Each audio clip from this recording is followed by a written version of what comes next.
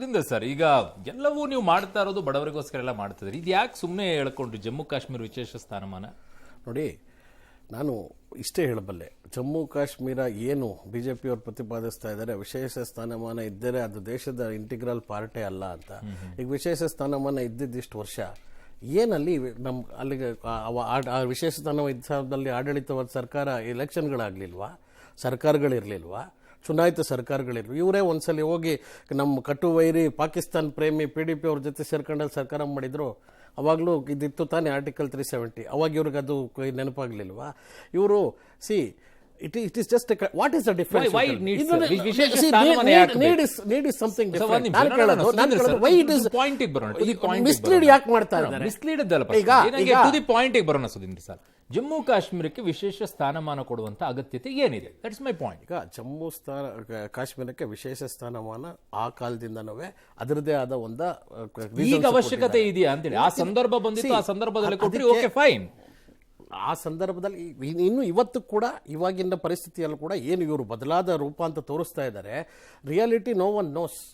ನಮಗೆ ಗೊತ್ತೇ ಇಲ್ಲ ಅಲ್ಲಿನ ಸತ್ಯವಾದ ಅಂಶ ಆಗಲಿ. ಇವತ್ತು ಎಲ್ಲಾದ್ರ ಬಗ್ಗೆ ಒಂದು ಕಾರ್ಮೋಡ ಯಾವ ರೀತಿ ಮುಚ್ಚಿದೆ ಜಮ್ಮು ಕಾಶ್ಮೀರ. ನೀವೇನು ವಿಶೇಷ ಸ್ಥಾನಮಾನ ಘೋಷಣೆ ಮಾಡ್ತೀವಿ? ವಿಶೇಷ ಸ್ಥಾನಮಾನ ಘೋಷಣೆ ಮಾಡ್ತೀವಿ ಅಂದ್ರೆ ಅಲ್ಲಿಗೆ ಆ ರೈಟ್ಸ್ ಕೊಟ್ರೆ ಅಟ್ಲೀಸ್ಟ್ ಆ ಸ್ಥಳೀಯ ಜನರು ಖುಷಿಯಾಗಿರ್ತಾರೆ. ವಿಶೇಷ ಸ್ಥಾನಮಾನ ಇದ್ದಾಗ ನಿಮ್ಗೆ ಆಗಿದ್ ಏನು ಭಾರತದ ಒಂದು ರಾಜ್ಯ ಅಂದ ಮೇಲೆ ಏನ್ ಸಮಸ್ಯೆ? ನಾನು ಹೇಳ್ತಾ ಇರೋದು ಡೆಮೋಕ್ರಸಿ ಸತ್ತೋಗ್ತಿತ್ತು ಅಂತಕ್ಕಂಥ ಒಂದು ಪ್ರತಿಪಾದನೆ. ಏನ್ ಸತ್ತೋಗ್ತಾ ಇತ್ತು ಅಂತ ನನಗೆ ಹೇಳಿ. ಚುನಾವಣೆಗಳು ನಡೀತಾ, ವಿಶೇಷ ಸ್ಥಾನಮಾನ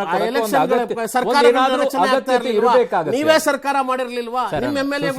ಸುಧೀಂದ್ರ ಸರ್, ಒಂದು ಅಗತ್ಯತೆ ಏನಾದರೂ ಇದ್ರೆ ಕೊಡಬಹುದು. ಈಗ ಫಾರ್ ಕರ್ನಾಟಕದಲ್ಲಿ ಹೈದರಾಬಾದ್ ಕರ್ನಾಟಕಕ್ಕೆ ಒಂದು ವಿಶೇಷ ಸ್ಥಾನಮಾನ ಕೊಡಬೇಕಾಗಿದ್ದು ಅದನ್ನ ಕೊಟ್ಟರು. ಕಾರಣ ಅದು ಹಿಂದುಳಿದಿದೆ ಅನ್ನೋದಕ್ಕೋಸ್ಕರ ಕಲ್ಯಾಣ ಕರ್ನಾಟಕ ಅಂತ ಘೋಷಣೆ ಮಾಡಿ ವಿಶೇಷ ಸ್ಥಾನಮಾನ ಕೊಟ್ಟರು. That's okay.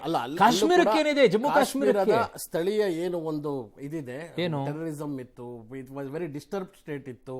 ಆ ರೀತಿ ಒಂದು ಲೆಕ್ಕಾಚಾರದಲ್ಲಿ ಅದನ್ನ ಹೇಳ್ತಾರೆ. ರಿಯಲ್ ನಮ್ಮ ಧ್ವಜ ಹಾರಿಸಕ್ ಆಗ್ತಿಲ್ಲ. ಈಗ ಧ್ವಜ ಹಾರಿಸೋ ಮಟ್ಟಕ್ಕೆ ಬಂದಿದೆ ಅಂದ್ಮೇಲೆ ಖುಷಿ ಪಡ್ಬೇಕಾ? ಇಲ್ಲ ನಾವು ಮತ್ತೆ ಅದಕ್ಕೆ ಹೇಳ್ತಾ ಇರೋದು ಧ್ವಜ ಹಾರಿಸ್ತಾ ಇರ್ಲಿಲ್ಲ. ಇದು ಎಕ್ಸ್ಟರ್ನಲ್ ಬ್ಲೋ ಅಪ್ ಅಷ್ಟೇ. ಇದೆಲ್ಲವೂ ಮುಂಚೆಯೂ ನಡೀತಾ ಇತ್ತು. ಹೌದು, ಶ್ರೀನಗರ ಕಾಣಿಸುವಂತ ವಿಡಿಯೋ, ನಮ್ಮ ಸೈನಿಕರ ಮೇಲೆ ಕಲ್ಲೊಡೆಯುವಂತ ಎಷ್ಟು ದೃಶ್ಯಗಳನ್ನ ನೋಡಿದ್ವಿ. ನಮ್ಮ ಸೈನಿಕರ ಜೀಪ್ಗಳ ಮೇಲೆ ನಿಲ್ಲಿಸ್ಬಿಟ್ಟು ಗಲಾಟೆಗಳನ್ನ ಆದ್ಮೇಲೆ ಕೂಡ ಸಾಕಷ್ಟು ದೃಶ್ಯಗಳನ್ನ ನೋಡಿದ್ವಿ. ಒಂದು ರೂಪ ನಾನು ರಾಜಕೀಯ ಬಿಟ್ಟು ಮಾತನಾಡ್ತಾ ಇದ್ದೀನಿ.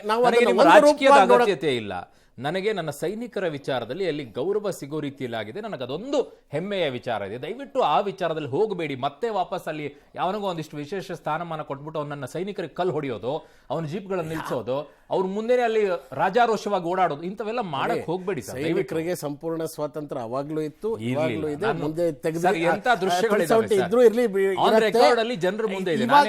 ಅದಾದ್ಮೇಲೆ ಕೂಡ ಸಾಕಷ್ಟು ಸೈನಿಕರಿಗೆ ಇದಾಗಿದೆ. ಅದನ್ನ ಕೆಲಸ ಮಾಡಬೇಕು.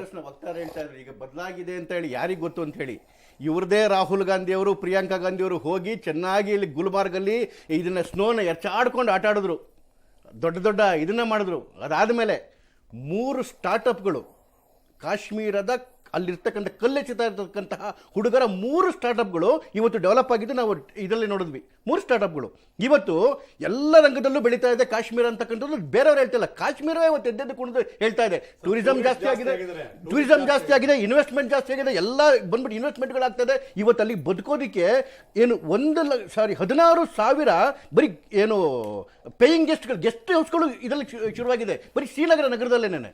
ಇವ್ರು ಹೇಳಿದ್ರು ಮಾತಾಡ್ದ PDP ಪಾಕ್ ಪ್ರೇಮಿ PDP ಅವ್ರ ಜೊತೆ ಅಂತ ಒಂದು ಪದ ಉಪಯೋಗಿಸಿದ್ರು.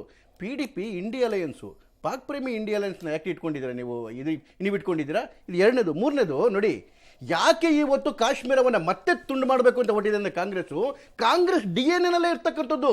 ಯಾವ ಮಾತನ್ನ DK ಸುರೇಶ್ ಮಾತಾಡ್ತಾರೆ, ಭಾರತ ತುಂಡರಿಸಬೇಕು ಅಂತೇಳಿ. ಇವರು ಪಾಕಿಸ್ತಾನ ಕೊಟ್ಟಾಯ್ತು, ಅದಾದ್ಮೇಲೆ ಅಕ್ಸೈ ಚೀನ್ ಕೊಟ್ಟಾಯ್ತು, ಅದಾದ್ಮೇಲೆ ಏನು ಕಚ್ಚತ್ರಿ ದ್ವೀಪ ಕೊಟ್ಟಾಯ್ತು, ಪಿಒಟಿ ಕೊಟ್ಟಾಯ್ತು.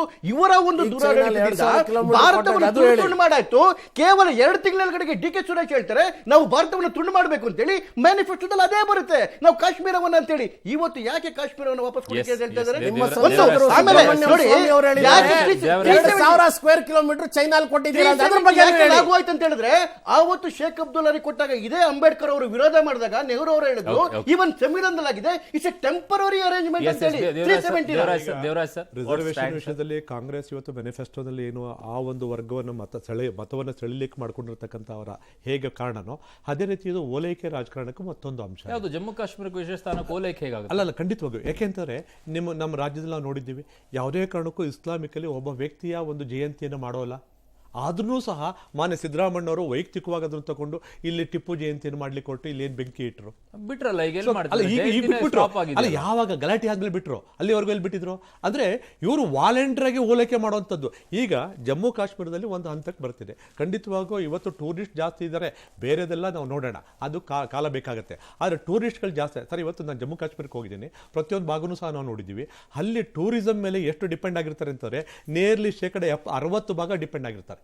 60% ಟೂರಿಸ್ಟ್ಗಳು ಹೋಗಲಿಲ್ಲ ಅಂತಾರೆ, ಅವ್ರ ಬದುಕು ಎಷ್ಟು ಕಷ್ಟ ಆಗುತ್ತೆ ಗೊತ್ತಾ ಸರ್? ಇವರುಗಳ ರಾಜಕೀಯದಿಂದಾಗಿ ಆ ಜನ ಹಾಳಾಗಿ ಹೋಗ್ತಿದ್ದಾರೆ. ಇವತ್ತು ನೆಮ್ಮದಿ ಆಗಿದ್ದಾರೆ, ಯಾರು ಕೇಳ್ತಾ ಇಲ್ಲ ಇವತ್ತಿನ ದಿವಸ ಬೇಕು ಅಂತ ಹೇಳಿ. ನೀವ್ಯಾಕೆ ವಾಲಂಟಿಯರ್ ಆಗಿ ಇದನ್ನ ನೀವು ಮಾಡ್ತಿದ್ರಿ? ಇವತ್ತು ಸಮಸ್ಯೆ ಸಾಲ್ವ್ ಆಗ್ತಿದೆ ಅಂತಂದ್ರೆ ಬಿಟ್ಬಿಡಿ ಅದನ್ನ. ಇದೇ ಆರ್ಟಿಕಲ್ 3 ಮತ್ತೆ